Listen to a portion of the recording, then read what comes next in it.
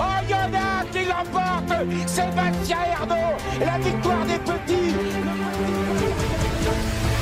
Pronostic quinté de ce vendredi 8 novembre, les amis, j'espère que tout le monde va bien, que vous avez la pêche, que vous êtes de bonne humeur. On se retrouve pour un nouveau quinté, les courses reprennent, ça nous avait manqué ce jeudi 7 novembre, il n'y avait pas de course, on en avait parlé sur cette chaîne, les professionnels ont décidé de ne pas courir aujourd'hui pour aller protester à Paris, c'est tout à leur honneur et on souhaite bien évidemment un avenir radieux, ensoleillé, plein de promesses pour la filière hippique, pour le monde des courses hippiques dans son ensemble qui nous fait tant vibrer. Et on ira à Vincennes pour ce quintet. Réunion 1, course 5. Attention, c'est en nocturne, 20h15 les amis, ce vendredi soir, avec 16 partants de qualité, des 5 ans n'ayant pas gagné 180 000 euros. Alors comme d'habitude, moi dans cette vidéo, je vais vous donner mes 6 chevaux préférés. N'hésitez pas vraiment à interagir en dessous de cette vidéo, à nous dire vos favoris, vos outsiders, vos favoris à rayer peut-être. N'hésitez pas à nous dire si ça vous chante, si vous avez des chevaux repérés dans la Réunion, que ce soit à Vincennes ou à Laval, expliquez vos choix. Sur cette chaîne Les Turfistes Gagnants, on est vraiment là pour tous s'entraider, alors n'hésitez pas à y mettre votre grain de sel. Avant que je commence, je voulais vous dire merci beaucoup pour tous vos mails les amis.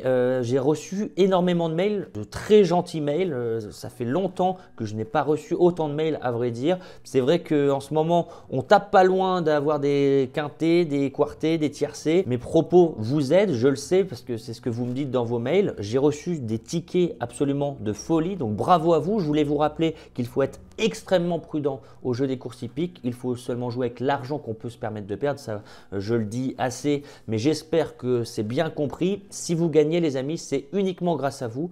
Moi, je suis là pour donner mon avis.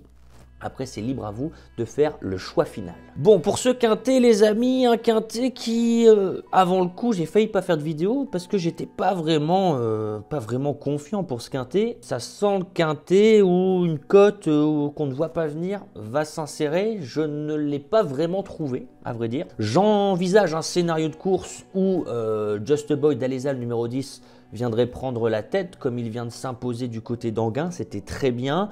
On peut envisager que certains chevaux vont essayer de partir vite justement pour avoir le dos et la corde derrière Just a Boy d'Alesa qui, si tel est le cas, ne se ferait peut-être pas attaquer dans la course et donc on a tout intérêt à être derrière ce 10 Just a Boy d'Alesa. On a le 16 Jabal Pur qui sera peut-être le favori parce qu'il descend nettement de catégorie par rapport à ses dernières sorties. Comment Éric Raffin va-t-il le driver? Est-ce qu'il va décider d'attendre et de venir au dernier kilomètre? Est-ce qu'il va venir mettre la pression assez rapidement sur le 10 Just a Boy d'Alesa? C'est ce que nous allons voir. Moi, je pense qu'il va être en embuscade à mi-peloton dans le wagon de la deuxième épaisseur. Et ensuite, il faudra trouver les outsiders qui vont venir compléter l'arrivée. C'est parti. Et mon favori, les amis, ça sera ce numéro 10, Just a Boy d'Alesa. Quand on regarde sa musique, c'est l'un des seuls concurrents qui a vraiment montré sa forme ces derniers temps, qui est vraisemblablement au top.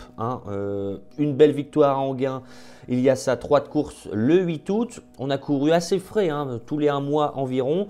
Une belle 3e place à Écomois le 8 septembre et une belle victoire acquise tête et corde face à certains concurrents du jour du côté d'Anguin. C'était le 30 septembre. On a repris de la fraîcheur. On a attendu 7 engagements du côté de l'entourage de Mathieu Mottier qui sera à son sulky. J'ai noté des Ferré des 4, c'est un peu tout ou rien, c'est sur le podium ou disqualifié. On a déjà très bien fait à Vincennes, notamment sur le parcours du jour où on s'est déjà imposé. Bon, emoji vert, il y a quand même beaucoup d'atouts dans son jeu pour ce 10 Just a Boy d'Alesa. Je pense vraiment qu'il doit prendre tête et corde.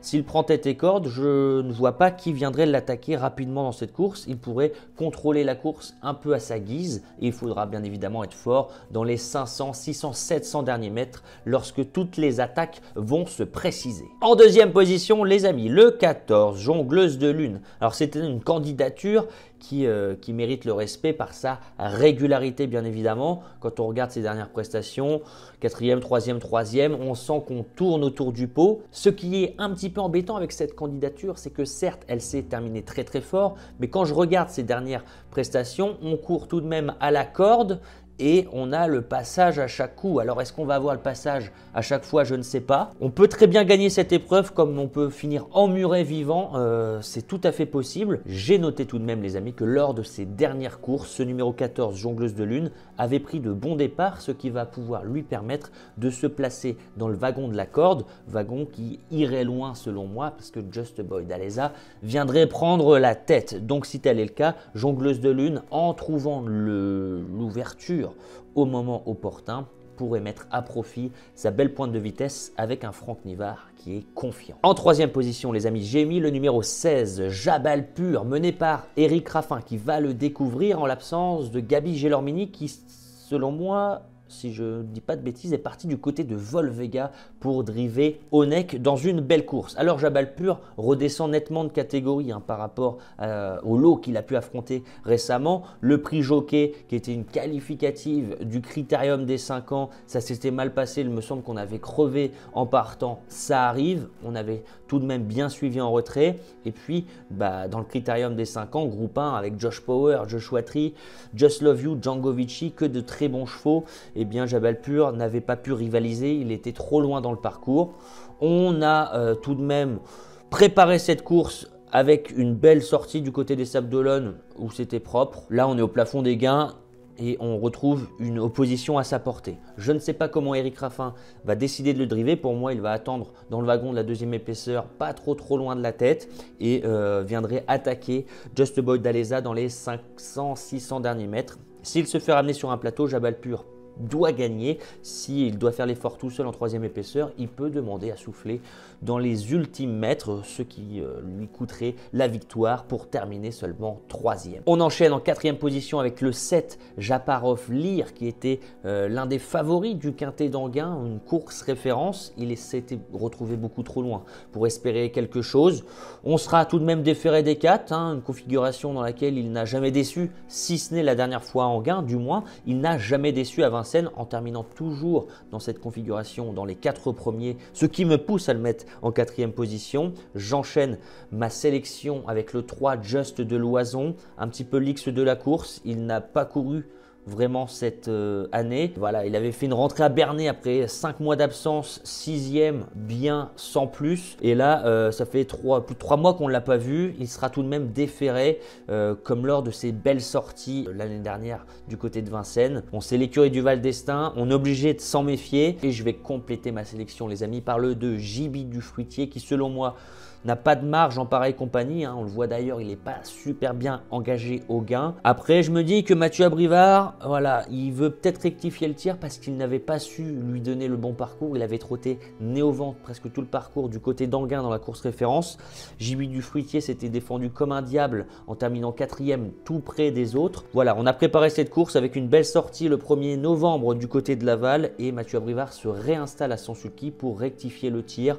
Donc j'en attends tout de même une réhabilitation de sa part pour terminer dans le quintet. Je récapitule ma sélection les amis avec le 10 Just Boy d'Aleza qui va prendre certainement tête et corde. Il est en très grande forme, ça peut suffire pour aller cueillir une victoire d'un bout à l'autre. En deuxième position le 14 Jongleuse de Lune, une attentiste qui va certainement longer le rail. Si elle a l'ouverture, elle va finir très fort. Si elle n'a pas l'ouverture, elle va finir 8e en finissant comme ça. En troisième position le 16 Jabal Pur qui redescend de catégorie largement et qui, voilà, sur ce qu'il vient de montrer, doit participer activement à l'emballage final. En quatrième position, le 7 Japarov Lear qui était le favori, ou du moins il était très joué lors de la course référence. Il s'était retrouvé trop loin pour espérer quelque chose, mais il revient sur l'hippodrome de Vincennes où il avait obtenu une très belle 4e place l'avant-dernière fois.